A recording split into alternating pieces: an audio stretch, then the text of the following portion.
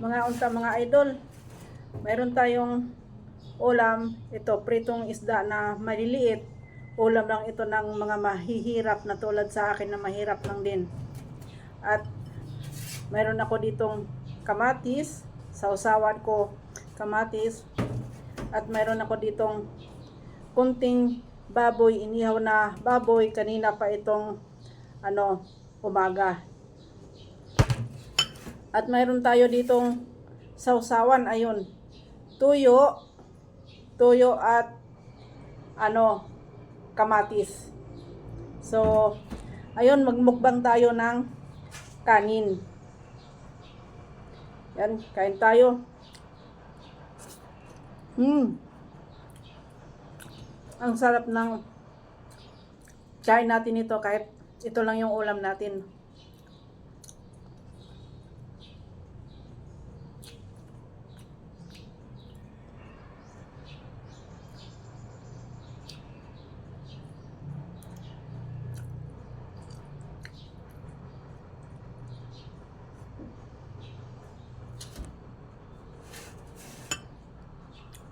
Kahit ganito lang yung ulam ko, mga idol, sanay na ako sa ganitong ulam kasi mahirap lang naman ako.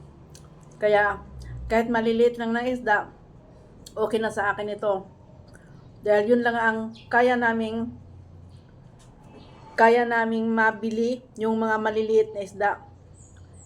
Kasi mahirap lang kami, magkano lang kinikita namin araw-araw. Pasensya na kayo.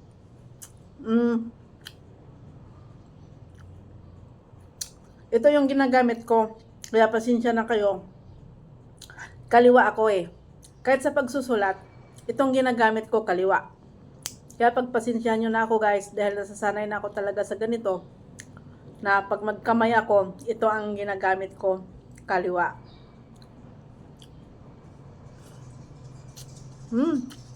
Sarap ng kain ko.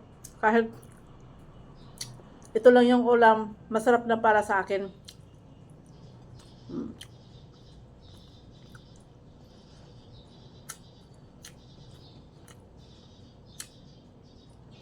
Ayun, ang dami-dami ng kanin.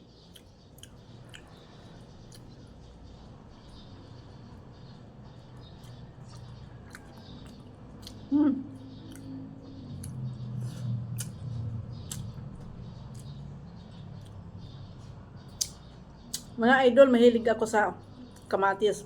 Minsan, pag wala na talaga kaming pera, wala kaming pambili ng ulam, kamatis lang inuulam ko. Nilalagyan ko lang ito ng konting asin at konting suka. Ulam ko na ito. Masarap itong iulam yung kamatis.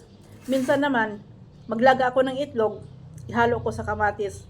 Na ganito lang, nilalagyan ko lang ng konting asin tapos yung nilagang itlog. Napakasarap na ng kain ko. Ang sarap.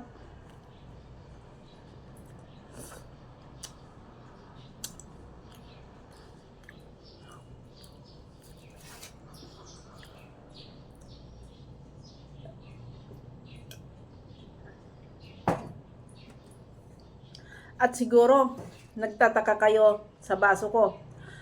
Ito talaga ang ginagamit ko. Ito, pinaglagyan ito ng kape, naubos lang. Tapos hinuhugasan ko, ginagawa ko ng tubigan. Pag tuwing umiinom ako, ito ang ginagamit ko. Gusto ko kasi mga idol na yung malaki ang baso ko tapos maraming laman para iisang inuman na lang na hindi na ako patayo-tayo. Ayoko kasi ng patayo-tayo. Kaya ito, dahil marami, hindi pa ito maubos dahil matatamad akong tumayo. Kaya pagpasensyahan nyo na ako, mga idol, kung bakit ito ang gamit ko na baso, garapon.